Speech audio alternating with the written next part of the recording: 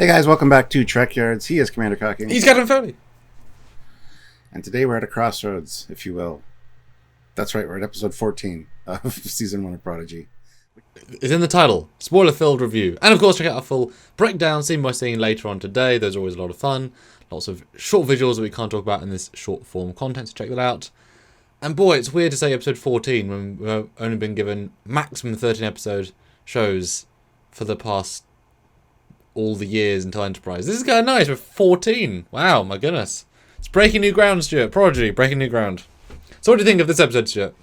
This episode was enjoyable up to a point, and then it got very frustrating for me. As you know, just lack of communication sometimes annoys me. The rom-com effect. Talk to people.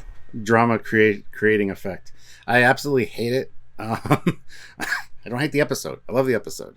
But I hate the all the stuff that happens. So many of them ran into Starfleet officers and didn't say anything relevant. They freaked out for one reason or another, and it just frustrated me. And then at the end, with the whole cliffhanger ending, because I knew this was a two-parter.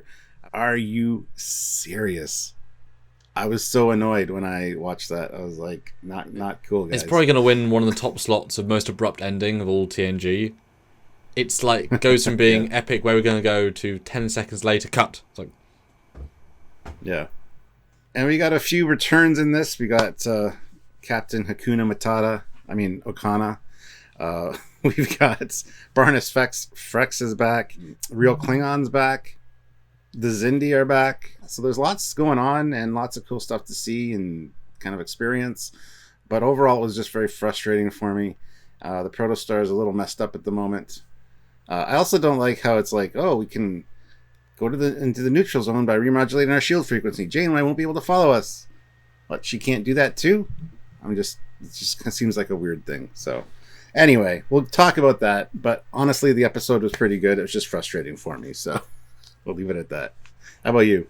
I quite enjoyed it. It felt like it had a nice forward momentum that they haven't not had, but the Borg one especially was... You know, we had the same rough feeling. This had a really nice forward vibe. I was thinking the whole time, the phrase, they're flying close to the sun, was in my head, because I certainly didn't expect them to both meet the entire crew and meet the entire crew. And that bit entire joke of the middle. I was like, oh, okay, we're doing this, are we? Huh, that's bold. For you know, our lead male actor to then meet Janeway and her to be patient enough to deal with him, this random alien on the random edge of the neutral zone, will talk, you know, like a really weird set of stuff. And certainly, yeah, if you were any of us, you would trust the Starfleetness of them and just say, Janeway, there's a bomb on my ship. What? It's the Protostar. What? Bomb. Stop. Don't. Like, this episode almost is the get out of jail free, because you don't need to communicate with Starfleet. You physically found them, which also shows the solution to the problem. You just find Starfleet and land the ship. Like, that, all they'd do was talk and the whole season would be over. Well, both seasons would be over.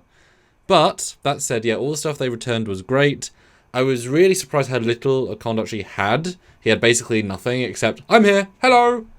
I'm assuming he'll be huge in part 2, this was just getting him there, so I'll leave that as a reservation for part 2. I liked the Diviner stuff, I liked some actual vibes of the entire Dauntless crew, that was nice. The neutral zone bit was certainly funny at the end, I laughed out loud and but I did enjoy it, and I think I enjoyed it more than a lot of the last recent ones for main story pace. And I kind of liked how absolutely cheap the base felt on the inside. It felt like the most kit bash. We have one room for the same tent in 5 places, no put any effort in. No offense, but like as little effort as possible because other stuff needs work. So there's no art design in that place. There's no personality, no anything. It's just room with things in. You know what? Don't care. The characters were first and foremost. I just love the complete disparity of lack of quality on any of the backgrounds in the inside stuff. Mm-hmm. Well, they actually said it was a kind of out of the way, nothing outpost. So, and it's just this comedy of errors too. Like Murph, we see the next evolution of Murph, kind of weird looking, honestly. But and we've always seen that meme where it shows Riker leaning on the weapons display and firing photons with your ass. And I always said, no, those are like DNA coded. They know, the controls are smart enough to realize. And no, apparently not. Because this whole firing a torpedo really makes them look bad, and it's just because Murph sat on the console. I really hated that part. Like, well, I believe Murph... That didn't need to be a thing. I think he did also launch torpedo in the Sun episode as well. There was a scene where he did go on a console and activated their thing, so there is a precedent for console activations. And I mean, if the EMHs, who do not have access to the tactical protocols because they're medical doctors, can just fire torpedoes without authorization, and remember, 10 people in Starfleet could work it, and random EMHs that happen to be aboard, so... There's a precedent for dumb torpedo launchers. I just want to believe that the consoles are smart enough to realize. Well, see, with Riker's butt, it's okay because he's wearing pants. Murph was a charged life form, yeah. Thing. Yeah, it was an organic thing, just touching it. So it's just really annoying that happened because now they look even worse to Janeway, and I absolutely hate that. Like, I want this to get resolved rather quickly. Well, it's a semi-inorganic way of doing it. It's a, how can we make more of a conflict? Let's have Murph do a stupid thing. Why? Because it's a kid show. That, you know, like I could have bought the team deciding to fire a torpedo as like a warning shot, but because they swerve in a certain way, like Janeway's doing a maneuver, like she's trying to overcut, like, you know, get alongside, and the maneuver caused them to get hit, and, you know, or Okuda suggests a thing, you know, remodulate torpedo to a subspace frequency to disable a transwarp ship. Oh, it didn't work. Damn, we're under attack. You know. But, yeah. Also, where the hell's that torpedo launcher? There isn't one there, Stu. I'm pretty damn sure they didn't put any torpedo launchers on the ship. Which is very important when you build ships, because I'm pretty sure there's just stuff there. That brings up another question where Janeway's like, how can a science vessel have destroyed your comm relay or your outpost? Okay, it's a science vessel, but we've seen its potential. It's got a lot of weapons, and it's a comm relay. Like, yeah, that was another stupid line, in my opinion. I do like that she kind of gives him shit twice, because he wasn't answering his comm badge, and she's like, what kind of Starfleet officer is this? Which leads back to the whole Aaron thing where we asked him about him being the only one on the comm relay, and Aaron's like, maybe he's just not a good Starfleet officer. That's why he got assigned there. That was great. She also... Well, there's a disparity, though, because Janeway's actually a quality officer. No one else in the show is at her level, even remotely. And you can feel a disparity if she's actually A-list. No one else is. Yeah, and she also calls him out on, and you didn't mention that they were kids. So again, not giving the full story, because kids destroyed the post he was on. So, yeah, I don't know how I feel about that. I'm glad Barnes Frex is back. I just wish that would tell more of the actual truth, because he said there were 6 of them. They were kind of... He made it seem like... He's a storyteller, you know? He likes sound of his own voice, for sure. I was kind of surprised that the payoff to that was just, oh, Orion's picked me up. Yeah. Well, that felt... Alrighty then. That was nothing. Like, have it be a Conda, or whatever his name is. Like, have him pick him up. That's why he's there. That's all you have to do to make him more integrated. You know, he owes him some money for saving him, or he has to work out a tab at this place. Very lackluster for a thing we called out as like a, ooh, plot twist device thing. Nope. Doesn't really matter. And I thought really interesting. We've said this before when we look at our leads in relation to existing things. So on the Enterprise D bridge, they looked weirdly scaled, because they are weirdly scaled. And then when we saw the kids next to the Starfleet officer guy, they're all comparable size. Seeing him next to Janeway, he's like waist height. And then Jankum next to the other Tellarite, waist height. So these kids are freaking tiny. Like, Roktok is shorter than 6 foot, is shorter than an average sized person, but comes across as huge. So every time we look at these sets, we've got to literally almost double the height of Dahl to get to an adult, which we really forget, which was a really fun context to suddenly bring in the big boys, because they were physically big. I mean, those scenes were intimidating. Janeway's, I don't think Kate Mulgrew is like a 6 foot woman, you know, average height for a lady. I mean, he must be like 4'8", 4'6", or something, you know. And Jankum's tiny, which I thought was a great scene. I mean, have we ever seen 2 Tellarites chatting? Like, really? And 2 entire different generations and styles. That was gorgeous, I thought, as a scene. Yeah, and that explanation that Pog is a name reserved for runts, both in size and vocabulary. Yeah. Kind of like Jon Snow. The snow, or the sort of vibe. Which is sad, but it's like, he is real small. Another thing that kind of annoyed me was the huge view screen in sickbay, which just happens to be on. Like, I'm pretty sure it's a view screen, not a window, by the way. Yeah. Use a view screen. Yeah. That really annoyed me. And the whole diviner thing, like you remember Gundella, which tied in with the ensign finding her and recognizing the species and putting two and two together. That was okay, but it's again, this is getting frustrating for me because, you know, why is that view screen on in sickbay? Okay, it should have just been a small monitor. Just a side monitor, yeah. You don't need the epic scale of a big view screen. Especially, yeah. Or if it was in the mess hall having a drink, because the mess halls tend to face forward. Yeah, I would have preferred it was a window. Yeah, just mess hall. Yeah. Same exact scene, just in the mess hall. Yeah. Although I will say, I thought the Trill did very good in this episode.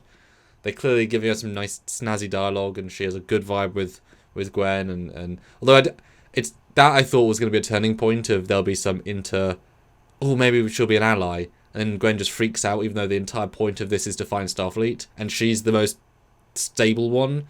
I get the dad's a thing for her, but that felt like really story. Literally the reason they're there. That was the one that made the most sense for not talking to the Starfleet officer. Jank and Pog, yes, talking to him, but get insulted by being called Pog and let him walk. Yeah, that I thought was fun. Without saying anything. Yeah. And then Dal with Janeway, like, get to the point. Like, get to the point. Exactly. Like, well, the point of what he says is that he can't get to the point. That is the point.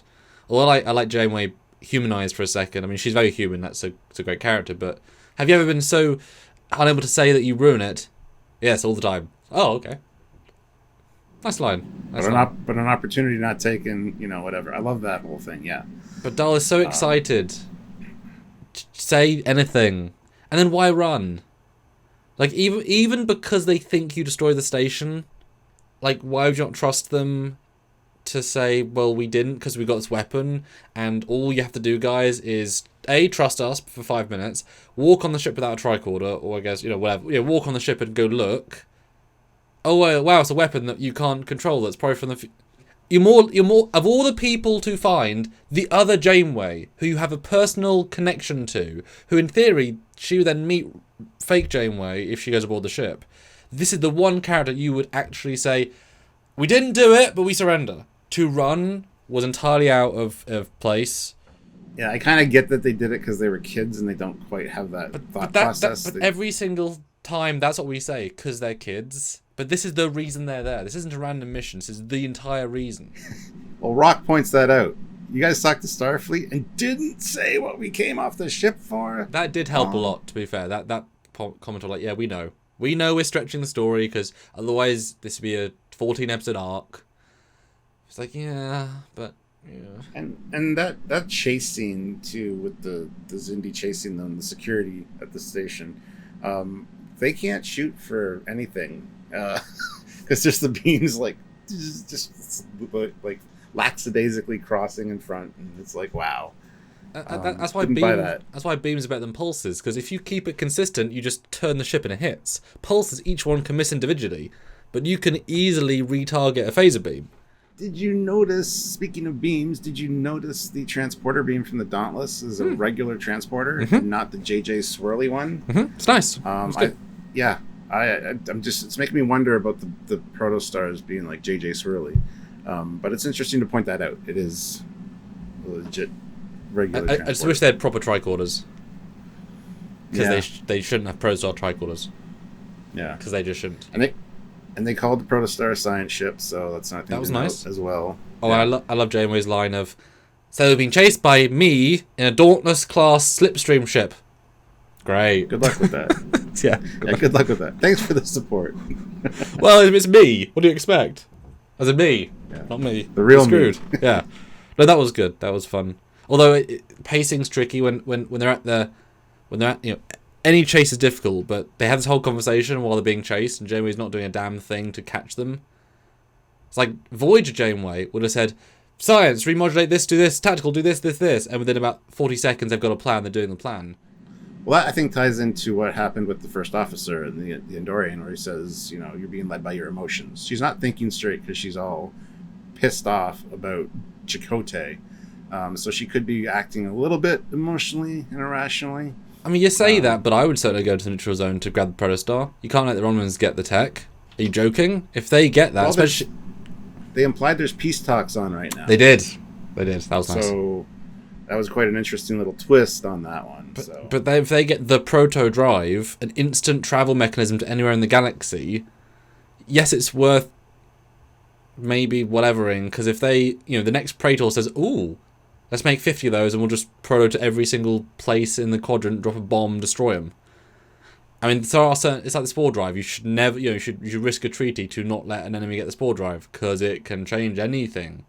The Romulan looked okay. I can't wait to see how this all plays out with the Romulans next episode. So I'm excited for that. Hopefully not a quick wrap up, because that's a huge bar to suddenly a huge bar of expectation.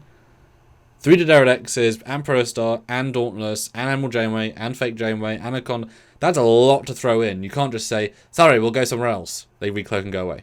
There has to be a huge scene of a Romulan chase and all these elaborate things, and you know what I mean? That has to be a big deal, I would think.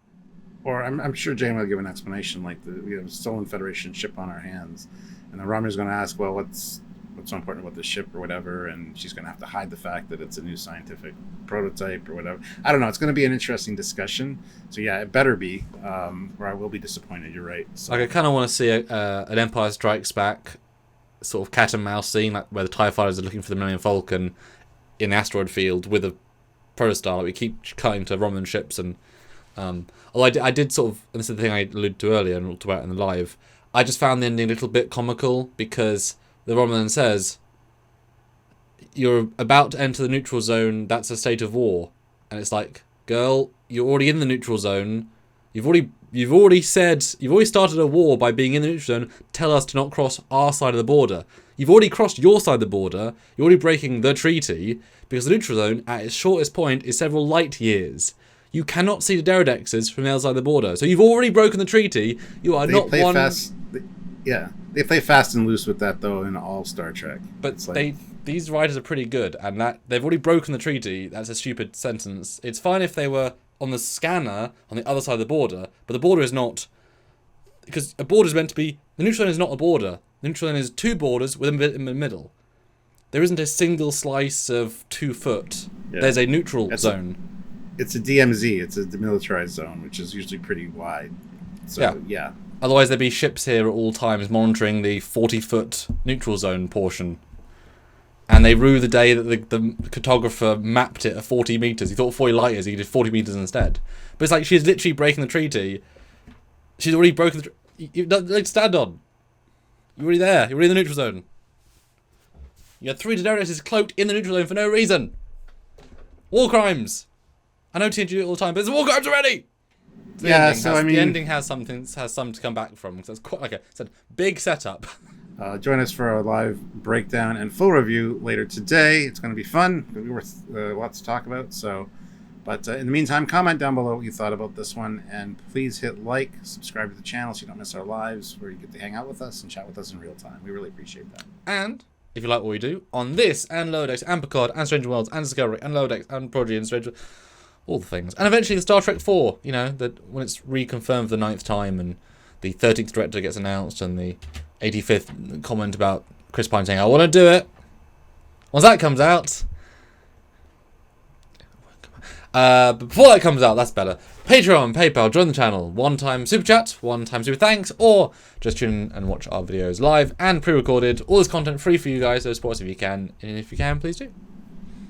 I love how you mentioned Star Trek 4 and I got a JJL Curzon at the time. That was perfect. So until next time, he is Commander Cockings. He's Captain Foley. And don't be tripping over no neutral zones, guys. Come on now. Bye, everybody. Bye, guys.